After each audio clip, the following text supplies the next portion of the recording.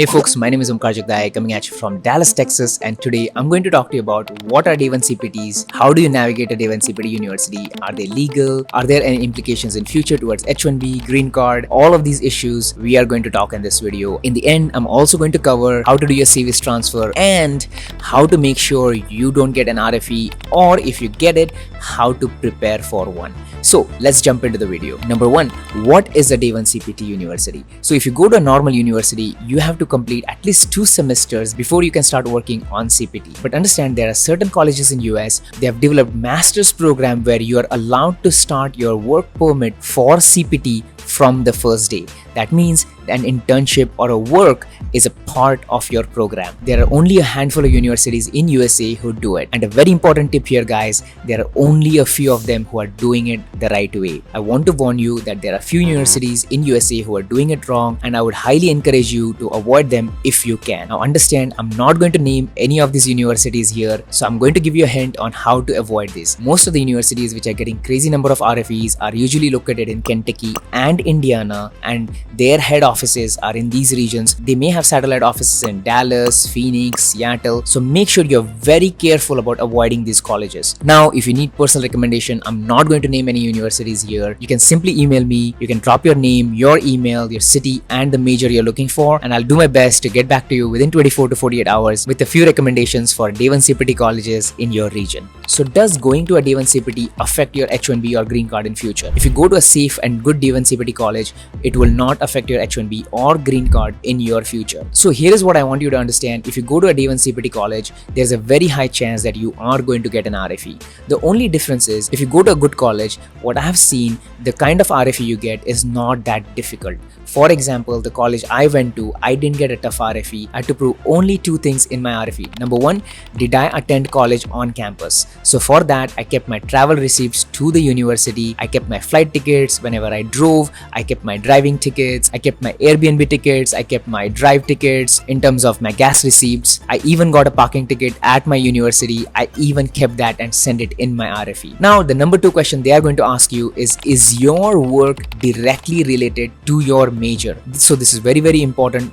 I wouldn't suggest you take a major thinking, oh, I'm going to learn this in future, that's why I will take this major. No, your major should be connected at least 50 to 60% of what you are currently doing at your work. Because when you get an RFE, you need to prove by writing a letter to them that, hey, these are the things I did at my work, these are the things I'm studying at my school, and how they are connected. Again, folks, if you're going through any difficult challenges in here and you need to talk to me directly, I'll place a link in the description here where you can personally schedule a call with me and we can go over your case in detail. Now, let's say you have gotten admission into a safe Day 1 CPT college, you have identified the university, you have identified the program you're planning to go to. How do you do your SEVIS transfer? So understand, this is very, very critical, and I want you to make sure that you do it right. So let's say, for example, your OPT is ending before your college start date.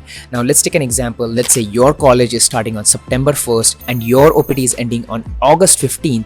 Then during those 2 weeks, you will not be able to work, and you most likely will have to take an unpaid leave from your company. In the case where your OPT is ending after your college start date, for example, let's say college is starting again on 1st September and your OPT is ending 15th September, then you need to plan to do the SEVIS transfer on August 30th or August 31st, so that on September 1st, you are able to secure a new I-20 from your university with an approved CPT. So again, whenever you get an admission, you should usually get an admission about 2 months before the college is starting, and make sure you're submitting all the forms for your CPT approval. And at this point, you'll need a new offer letter from your company to submit to the college to get a new CPT approved. Now again, I'm gonna be honest with you, go to a good Day 1 CPT college, because most good Day 1 CPT colleges will require you to renew your CPT only once a year. I know some colleges in Kentucky and Indiana where they need you to renew your CPT every semester, and that's where a lot of mistakes happen. A lot of students reach out to me because they're not able to renew their CPT on time, and sometimes they have worked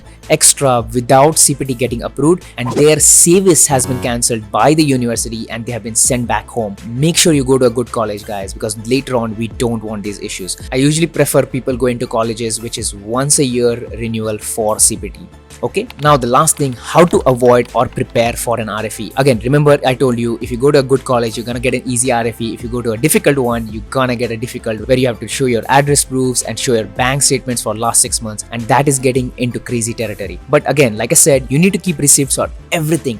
Every time you have traveled to the college, every time you have booked an Airbnb, all these things, you need to make sure you have personal receipts for them. And number two, make sure whatever classes you're taking, keep a copy of the syllabus, keep a copy of those homeworks, because when you have to write a letter to USCS, when you get an RFE, at that point of time, we have to provide all of this evidence.